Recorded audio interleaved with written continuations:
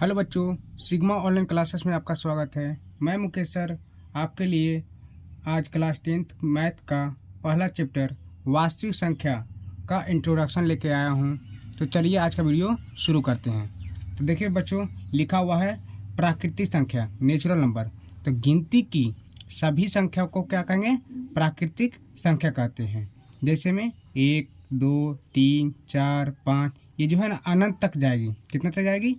अनंत तक। तो बच्चों ऑब्जेक्टिव इसमें पूछता है कि सबसे छोटी प्राकृतिक संख्या कौन सी है? तो सबसे छोटी प्राकृतिक संख्या 1 होगी। सबसे छोटी प्राकृतिक संख्या 1 होगी। और सबसे बड़ी प्राकृतिक संख्या कितनी होगी? अनंत। सबसे बड़ा प्राकृतिक संख्या अनंत होगी, है ना। तो ये ऑब्जेक्टिव में पूछता है बच्चों, तो याद रखिएगा।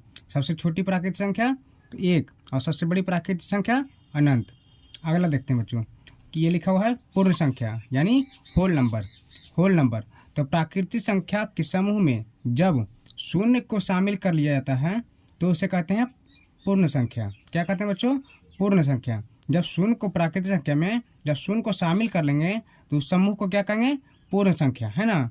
पूर्ण संख्या जैसे में 0, 1, 2, 3, 4, 5, ये भी जो है ना बच्चों अनंत तक जाएगी। कितने तक जाएगी? अनंत तक। तो पूछेगा आपसे ऑब्जेक्टिव बच्चों कि सबसे छोटी पूर्ण संख्या कौन सी है? तो सबसे छोटी पूर्ण संख्या शून्य होगी। कौन होगी? शून्य। और सबसे बड़ी पूर्ण संख्या अनंत। इसमें भी जो है ना सबसे बड़ी पूर्ण संख्या क्या होगी? अनंत। तो पूछता है बच्चों कभी कभी कि 0 कौन सी संख्या है? 0 कौन सी संख्या है? तो 0 कैसी संख्या बच्चों? तो पूर्ण संख्या है। 0 कैसी संख्या है? तो पूर्ण संख्या है ना। इसके आगे पर देखते हैं बच्चों पूर्णांक संख्या। पूर्णांक संख्या इंटीजर नंबर, है ना। तो पूर्णांक संख्या किसको कहेंगे? जब पूर्ण संख्या के समूह को धनात्मक और ऋणात्मक चिन्ह के साथ दर्शाया जाता है। क्या किया जाता है? दर्शाया जाता है। तब प्राप्त संख्याओं का समूह क्या कहलाएगा? पूर्ण संख्या। क्या कहलाएगा? पूर्ण संख्या। जैसे में -5, -4, -3, -2, -1, है ना। ये देख रहे हैं, ये जो क्या दर्शा रहा है? माइनस प्लस के चिन्ह के साथ दर्शा रहा है ना, इसलिए इसको क्या कहेंगे? पूर्णांक संख्या, है ना। इसको क्या कहेंगे? पूर्णांक संख्या। अब आते हैं बच्चों अगला सम संख्या यानी इवेन नंबर, है ना। सम संख्या यानी इवेन नंबर। इवेन नंबर किसको कहेंगे? वह प्राकृतिक संख्या जो 2 से पूरा विभाजित हो, यानी 2 से पूरा कट जाए, उसको क्या कहेंगे? सम संख्या कहते हैं। उसको क्या कहेंगे? सम संख्या। जैसे में 2, 4, 6, 8, 10, 12, है ना। जैसे में 2, 4, 6, 8, 10, 12, ये जो जितना भी संख्या रहेगा 2 से जो कट जाएगा उसको क्या कहेंगे? सम संख्या। तो पूछेगा बच्चों सबसे छोटी सम संख्या कौन सी है? सबसे छोटी सम संख्या 2 है ना। इससे छोटा संख्या नहीं है सम संख्या। तो ऑब्जेक्टिव में पूछता है बच्चों कि सबसे छोटी सम संख्या कौन है? तो 2 है ना। इसका आंसर सही हो जाएगा 2। अगला क्वेश्चन विषम संख्या। देखिए लिखा हुआ विषम संख्या। विषम संख्या यानी ऑड नंबर। तो ऑड नंबर किसको कहेंगे बच्चों? कि वह प्राकृतिक संख्या जो 2 से पूरा नहीं विभाजित हो, मतलब 2 से पूरा नहीं कटे, उसको क्या कहेंगे? विषम संख्या कहते हैं। उसको विषम संख्या कहते हैं। जैसे में 1, 3, 5, 7, 9, 11, 13, है ना। इससे बहुत सारा होगा, है ना, अनंत तक होगा, इसलिए इसको क्या कहेंगे? विषम संख्या। ये सब जितना भी संख्या है 2 से पूरा नहीं कटेगा, है ना, इसको क्या कहेंगे? विषम संख्या। तो आगे आते हैं बच्चों भाज्य संख्या। क्या? भाज्य संख्या। भाज्य संख्या किसको कहेंगे? तो वैसी प्राकृतिक संख्या जिसके 2 से अधिक गुणनखंड हो, जिसके 2 से अधिक गुणनखंड हो, है ना। जिसके 2 से अधिक गुणनखंड हो उसको क्या कहेंगे? भाज्य संख्या। जैसे में देखो बच्चों ऑप्शन लेते हैं 1 से 4 जो है ना, 4 कौन सी संख्या कटेगी? 1 से कटेगी, है ना, 2 से कटेगी, है ना, और कितने से कटेगी? 4 से कटेगी। तो देखिए 2 से अधिक है कि ना विभाज्य संख्या। जैसे में लेते हैं 6 कितने से कटेगी? 1 से कटेगी, और 2 से, 3 से, 6 से। ये देखिए 4 गो है गुणनखंड इसका 4 गुणनखंड है। जितना भी संख्या कहलाएगा क्या कहलाएगा? भाज्य संख्या, है ना। जितना भी संख्या कहलाएगा भाज्य संख्या कहलाएगा। तो भाज्य संख्या किसको कहेंगे? वैसी प्राकृतिक संख्या जिसके 2 से अधिक गुणनखंड हो उसे भाज्य संख्या कहते हैं। जैसे में 4, 6, 8, 9, 10, 12, 14, है ना। तो पूछेगा बच्चों कि सबसे छोटी भाज्य संख्या कौन सी है? सबसे छोटी भाज्य संख्या कौन सी है? तो 4 होगी। आंसर क्या होगा? 4, है ना। सबसे छोटी भाज्य संख्या 4 होगा, है ना। अगला देखिए बच्चों लिखा हुआ है अभाज्य संख्या। प्राइम नंबर, है ना, अभाज्य संख्या प्राइम नंबर। तो प्राइम नंबर किसको कहेंगे? तो वैसी संख्या जिसका केवल 2 गुणनखंड हो, मतलब जिसका केवल 2 गुणनखंड हो, मतलब कि एक तो एक से कटे वह एक और अपने आप से कटे, है ना, वैसी संख्या जिसका केवल 2 गुणनखंड हो उसको कहेंगे भाज्य संख्या। जैसे में 2 देखो बच्चों, 2 है संख्या, 2 किससे कैसे कटेगा? एक से कटेगा, वो अपने खुद से कटेगा, है ना। और जैसे में 3 लेते हैं तो 3 किससे कैसे कटता है? एक से कटेगा और 3 से कटेगा। फिर 5 लेते हैं तो 5 कौन सी संख्या से कटेगा? एक से कटेगा और खुद अपने आप 5 से कटेगा, है ना। तीसरी संख्या कौन सी संख्या हो गया? अभाज्य संख्या हो गया। कौन सी संख्या हो गया? अभाज्य संख्या। तो ये बच्चों समझ गए। अब अगला समझना है कि सअभाज्य संख्या किसको कहेंगे? को प्राइम नंबर। सअभाज्य संख्या किसको कहेंगे, है ना। देखो इस बच्चों लिखा हुआ है सबसे छोटी अभाज्य संख्या कौन सी है? तो सबसे छोटी अभाज्य संख्या कौन सी है? तो 2 हो जाएगा आंसर सही, है ना। ये ऑब्जेक्टिव में पूछता है बच्चों, बार बार पूछता है कि सबसे छोटी अभाज्य संख्या कौन सी है, तो 2 होगा, ठीक ना। अगला देखिए लिखा हुआ है सअभाज्य संख्या, है ना। क्या लिखा हुआ है? सअभाज्य संख्या को प्राइम नंबर, है ना। तो को प्राइम नंबर किसको कहेंगे? 2 या 2 से अधिक संख्या। क्या? 2 या 2 से अधिक संख्या जिसका HCF 1 हो। क्या हो? जिसका CF 1 हो उसे सअभाज्य संख्या कहते हैं। मतलब कहने का मतलब बच्चों, हम लोग बचपन में पढ़े हैं HCF निकालने के लिए कि HCF 2 या 2 से अधिक संख्या का भी निकलता था और 2 संख्या का भी निकलता था, है ना। जैसे मैं बताते हैं बच्चों, जैसे हम 5 और 7 ले लीजिए, 2 संख्या, है ना, 2 संख्या है ना। इसका HCF कैसे निकालते हैं? 5 लेते हैं, 7 से ऐसे करते थे, है ना। तो एक मात्रा लगाते थे 5 से, फिर घटाते हैं, है ना, 2 बचता है ना। 2 बचता है तो शेषफल तो 0 नहीं है, तो इसको यहाँ उतारते थे, है ना। इसको यहाँ उतारते थे, अब 2 मारते 2 लगाते हैं तो 2 दूनी 4, घटाते हैं तो 1 आया ना। तो भी अभी जो है ना शेषफल 0 नहीं है, नहीं ना है, तो ये 2 फिर यहाँ उतरता है ना। फिर 2 मारते लगाते हैं 2, अब कट गया, शेषफल क्या हो गया? 0। तो इसका HCF क्या आया? 1 नहीं आया। इसलिए वैसी 2 या 2 से अधिक संख्या जिसका HCF 1 हो, है ना, जिसका HCF 1 हो उसे सअभाज्य संख्या कहते हैं, है ना, सअभाज्य संख्या कहते हैं। जैसे में 2 5, 3 7, 4 7, ये सब क्या है? सअभाज्य संख्या, है ना। अब आते हैं परमेय संख्या, है ना। क्या है? परमेय संख्या। परमेय संख्या किसको कहेंगे? तो वैसी संख्या जिसे P/Q के रूप में लिखा जा सकता है। क्या? जिसे P/Q के रूप में लिखा जा सकता है और जहाँ Q 0 के बराबर ना हो उसे परिमेय संख्या कहते हैं। और यह धनात्मक और ऋणात्मक दोनों होता है ना। तो देखिए सब बच्चों समझते हैं कि जिसे P/Q के रूप में, मतलब कि इसको कहते हैं अंश, बचपन में पढ़े होंगे आप, इसको कहते हैं अंश, इसको कहते हैं हर। क्या कहते हैं? हर। तो यानी कि कहने का मतलब है हर जो है ना 0 नहीं होता है ना। परमेय संख्या में हर 0 नहीं होता है। कोई दिक्कत? समझ गए। और जिसे P/Q के रूप में लिखा जा सकता है। आप बच्चों देखिए 4 को 4 -4 को 1-4/1 लिख सकते हैं कि नहीं? वैसा ही देखिए, है ना। 5 लिखा हुआ 5/1 लिख सकते हैं। ये लिखा हुआ क्या? 3/5, ये भी है P/Q के रूप में। -3/8, ये भी है P/Q के रूप में। 0/4 देखिए, अंश 0 हो सकता है लेकिन हर 0 नहीं होगा, है ना। हर जो है 0 नहीं होगा, हर जो है 0 नहीं होगा, है ना। अंश 0 हो सकता है लेकिन हर 0 नहीं होगा, ये ध्यान रखिएगा बच्चों।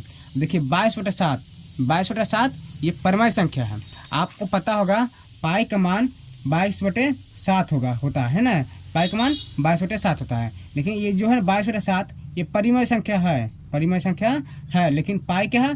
अपरिमेय संख्या है, अपरिमेय संख्या। पाई कैसी संख्या है? अपरिमेय संख्या। तो 22/7 देखिए लिखा हुआ क्या है? √16। क्या लिखा हुआ है? √16। तो √16 का देखिए लिख सकते हैं बच्चों 4 लिख सकते हैं ना। इसको क्या लिख सकते हैं? 4। तो 4 कैसी परमेय संख्या? परमेय संख्या है ना। जैसे में लिखा हुआ था √5, तो √5 को तोड़ थोड़ा सकते हैं, इसलिए यह क्या हो जाएगा? अपरिमेय संख्या हो जाएगा, अपरिमेय संख्या, है ना। अगला देखिए अपरिमेय भी संख्या देखेंगे। देखिए अपरिमेय संख्या है ना, लिखा हुआ कैसे? क्या चीज लिखा हुआ है? वैसी संख्या जिसे P/Q के रूप में नहीं लिखा जा सकता है उसे क्या कहेंगे? अपरिमेय संख्या। मतलब जिसे P/Q के रूप में नहीं लिखते हैं, है ना, जिसे P/Q के रूप में नहीं लिखते हैं उसको क्या कहेंगे? अपरिमेय संख्या। जैसे हम बच्चों देखिए अभी बताया ना √5 को P/Q के रूप में लिख सकते हैं? P/Q के रूप में लिख सकते हैं? नहीं लिख सकते हैं ना, नहीं लिख सकते हैं। जैसे में 3 + √5 ये क्या है? इसको P/Q के रूप में नहीं लिख सकते, है ना। P/Q के रूप में नहीं लिख सकते, इसलिए क्या हो जाएगा? अपरिमेय संख्या, अपरिमेय संख्या। देखिए एग्जाम्पल में भी लिखा हुआ है, देखिए √5 है ना, √5 √3, 3 + √5, 2 + 3 √5 है ना, ये भी क्या है अपरिमेय संख्या। 3 - √5 ये भी क्या है अपरिमेय संख्या। अब पाई क्या है अपरिमेय संख्या। तो कभी कभी पूछता है बच्चों कि पाई कौन सी संख्या है, पाई कौन सी संख्या है, तो आप क्या बताइए बच्चों कि पाई एक अपरिमेय संख्या। कौन सी संख्या है अपरिमेय संख्या। आगे चलते बच्चों, देखिए लिखा हुआ है वास्तविक संख्या, रियल नंबर है ना, चैप्टर का भी नाम है रियल नंबर, वास्तविक संख्या है ना।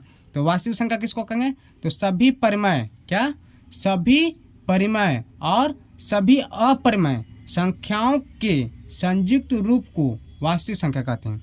मतलब कहने का मतलब बच्चों कि इस परिमेय और अपरिमेय का संयुक्त जब कर देंगे ना, मतलब जोड़ देंगे ना, तो क्या कहलाएगा वास्तविक संख्या है ना।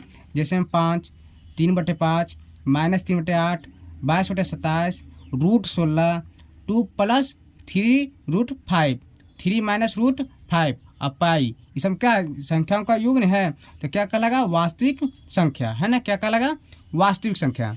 अब आते हैं बच्चों थोड़ा सा जानते हैं इसके बारे में। अब लिखा हुआ है देखिए भाज्य संख्या, क्या लिखा हुआ है भाज्य संख्या।